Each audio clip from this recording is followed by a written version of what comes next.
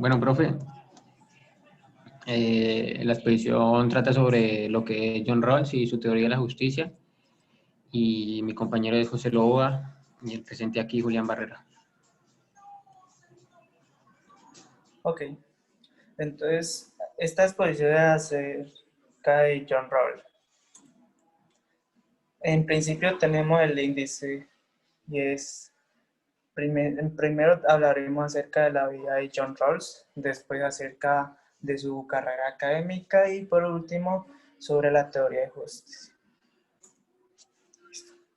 Rawls nació en Baltimore, Maryland, Estados Unidos. Fue el segundo de 5 hijos. Su padre, William Lee Rawls, un destacado abogado de Baltimore, y su madre, Anna Abel Stone Rawls.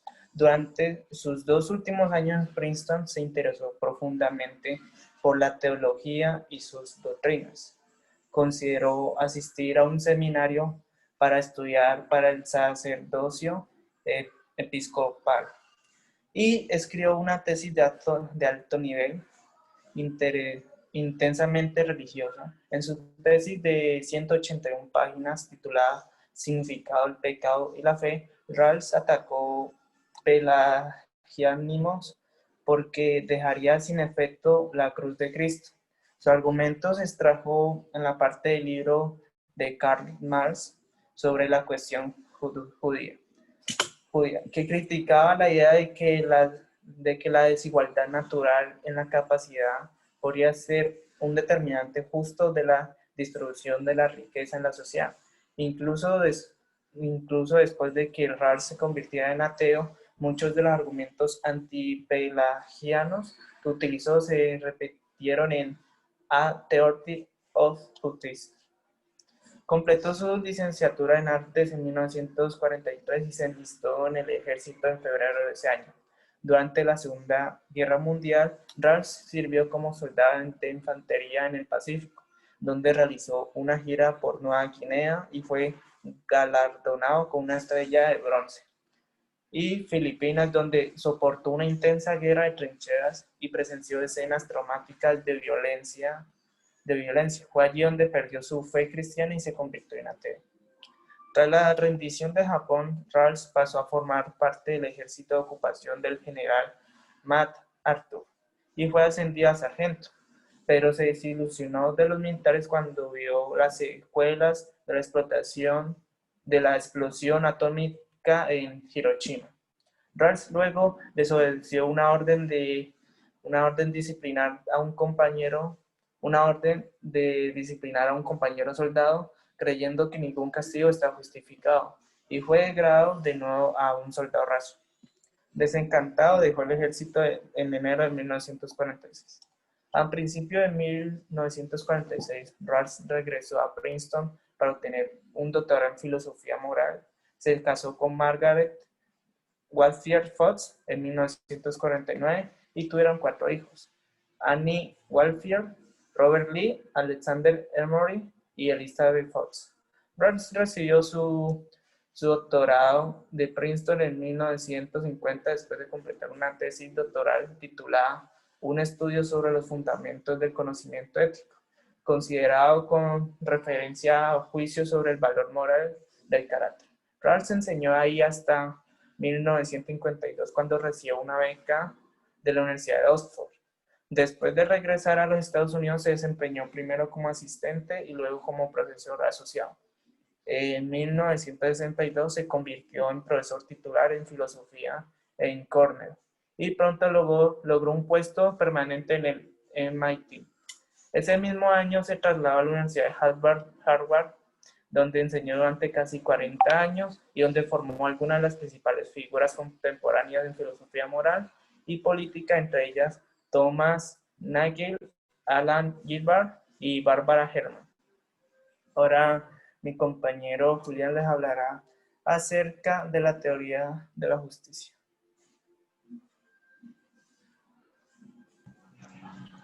Bueno, la teoría de la justicia de John Rawls la voy a dividir en diferentes sectores, y pues primero voy a hablar sobre lo que son las ideas fundamentales sobre la justicia para Rawls. Y pues bueno, tenemos que para Rawls, pues la sociedad se podría decir que es una asociación tal vez más o menos suficiente, pues de personas que en sus relaciones pues conocen y reconocen ciertas reglas de lo que son las conductas y pues las reconocen como obligatorias y en su mayoría, en la gran mayoría, pues actúan de acuerdo a estas reglas. Pues estas reglas que especifican, pues especifican un sistema como de corporación planeado para promover el bien de los que forman parte de él. Y se trata de lo que podemos decir una empresa corporativa. ¿Para qué? Pues para obtener ventajas mutuas. Y de esta empresa corporativa, Rawls dice que se caracteriza por lo que es el conflicto y la identidad de interés. También tenemos para Rawls, y no solo para Rawls, sino que es una idea aceptada por muchos otros escritores, filósofos, todo esto que pues es lo que es el objeto primario de la justicia, en lo cual es la estructura básica de la sociedad. O sea, el objeto primario de la justicia es la estructura de la sociedad. Y pues, ¿qué es esto? ¿Qué podemos decir de esto? Pues que es el modo en que las grandes instituciones sociales pues distribuyen los derechos y los deberes fundamentales y determinan lo que es la división de las ventajas provenientes por la corporación, por la cooperación social. Que Rawls, ¿qué entiende por grandes instituciones? Se entiende por grandes instituciones a la constitución política, a las principales instituciones económicas, sociales, ya sea la protección jurídica, una competencia mercantil, la propiedad privada. Y pues bueno, las grandes instituciones lo que hacen es definir los derechos y pues los deberes del hombre e influyen pues sobre sus perspectivas de vida. Tenemos también lo que es un concepto intuitivo de esa estructura básica. Y pues es que contiene pues que la sociedad contiene pues varias posiciones sociales y pues que los hombres nacidos en posiciones sociales diferentes tienen diferentes expectativas de vida, pues, lo cual se determina tanto por el sistema político como por las circunstancias ya sean económicas o sociales. Y también tenemos que en el marco de la estructura básica de la sociedad, la cual fue pues, concebida por Rawls, las reglas que todos los asociados comparten pues, están dictadas ¿por qué? Por instituciones, como lo dije anteriormente, la constitución política o las principales disposiciones, ya sean económicas y sociales. Y pues tales instituciones, dichas instituciones definen cargos y posiciones, también cargas y lo que son beneficios, y por último poderes e inmunidades. Y pues para todos aquellos que se rigen por ellas, lo que abarca lo dicho anteriormente, lo que son las posiciones, las cargas y beneficios, los cargos. Bueno, y de una teoría de la justicia, como la es la de John Rawls, pues se ocupa, en fin, de lo que es la adecuada distribución de los derechos y deberes por parte de las instituciones que conforman lo que es la estructura básica de la sociedad. Todo esto en resumen a lo dicho anteriormente. Pasamos a la posición original. Y pues vemos que la posición original tal vez se podría definir como un experimento mental, y así lo definen muchas personas, la cual pues que pretende fundamentar lo que son los principios básicos de la justicia a partir de una reflexión pues que al esconder lo que son ciertos conocimientos sobre nuestras circunstancias vitales concretas, pues dentro de un velo de ignorancia, lo cual explicaré más adelante, pues nos permite reflexionar como lo que somos, personas libres e iguales, sobre las cuales pues deben ser los principios básicos de la justicia.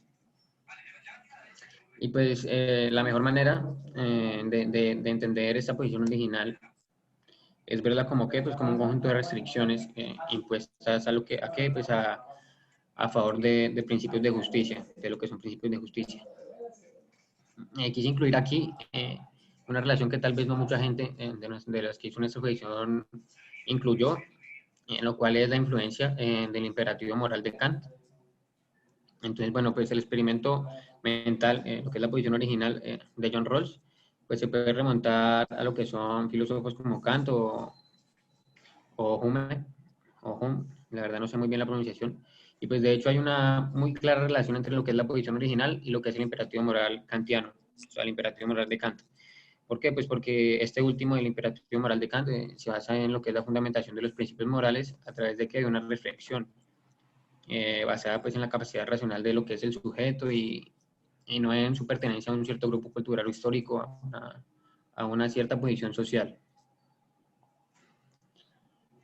Bueno, también tenemos la diferencia entre lo que es la posición original y el imperativo moral de Kant,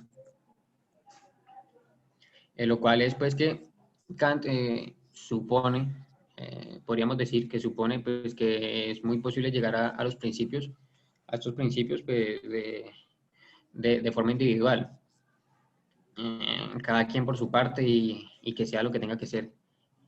Cada quien se defiende solo, por decirlo así. Y Rawls nos plantea pues que la posición original, nos plantea lo que es la posición original como un ejercicio de liberación, de discusión entre personas pues, que ocuparán distintos lugares en la sociedad. Pues aunque en el momento pues en el momento de la posición original se desconocen cuáles serán esos lugares. Y pues así no es solamente lo que llamamos una deducción abstracta de los principios morales universales, realizada pues, individualmente por cada persona, sino que es además como una forma de contrato social pues que se sienta que sienta las bases de lo que es la justicia y la estructura básica de la sociedad.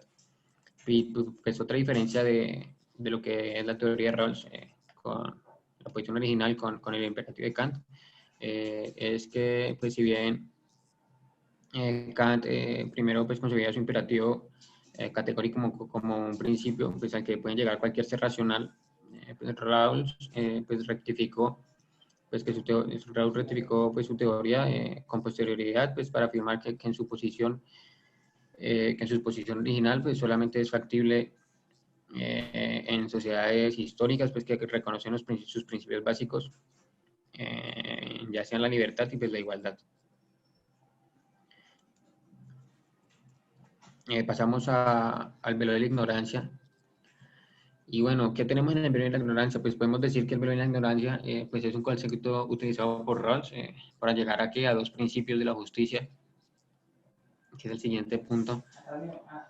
Y bueno, pues el velo de la ignorancia consiste en que pues cuando las personas eligen los principios de la justicia, no saben cuáles van a ser las circunstancias específicas, o sea, decimos circunstancias específicas, sería pues como la posición social que van a ocupar. Y pues bueno, como los principios que emergerán pues no son diseñados para la ventaja o desventaja pues, de los individuos en un particular escenario. ¿Por qué? Pues porque los principios que emergen en el velo de la ignorancia pueden ser considerados justos. Y bueno, el objetivo de la idea del velo de ignorancia pues es en fin y al cabo pues el de utilizar pues este concepto como un test, por decirlo así, sobre la igualdad de los principios de lo que es la justicia. Y pues los principios que no emergieran pues, de lo que es el velo de la ignorancia pues no serían aceptables. Y pues los principios se producirían, se propondrían, perdón, si la circunstancia futura de un individuo pues, se supieran. O sea, si pues se deberían excluir que, pues, o sea, si el futuro, por decirlo así, la posición social de un individuo se supiera, o los principios que pues este va a tener en su vida, por decirlo así, pues se deben excluir completamente. Y por último, pasamos a lo que es el principio de la justicia. Los principios de la justicia, pues los cuales son dos. Y esto, entonces tenemos el primer principio, pues que se extrae de la posición original, que es aquel, pues que según el cual cada persona debe tener las mayores libertades básicas posibles, pues que permitan que el resto de integrantes de la sociedad pues dispongan de también dichas libertades, pues teniendo así que pues igualdad, que es en parte lo que se busca con esta teoría. Dichas libertades son la libertad de expresión, pues, de asociación o también de pensamiento. Y pues entonces pues al fin y al cabo este principio se fundamenta en la libertad.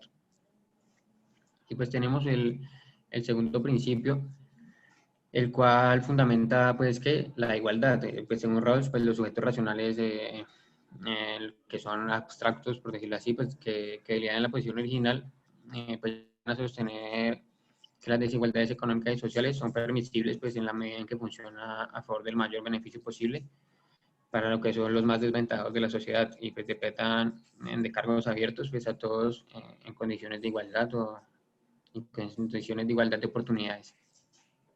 Y pues con esto finalizo la exposición sobre John Rawls y su teoría de la justicia. Espero que haya quedado muy claro. Tal vez hay unos temas, por ejemplo, lo que es la posición original o lo que son tal vez los dos principios que se podrían abarcar mucho más a fondo y explicar mucho más a fondo, pero pues esta no es la situación en la que se puede. Pero eso es todo. La exposición es una exposición muy completa y pues muchas gracias por la atención, profe. Gracias, profesor.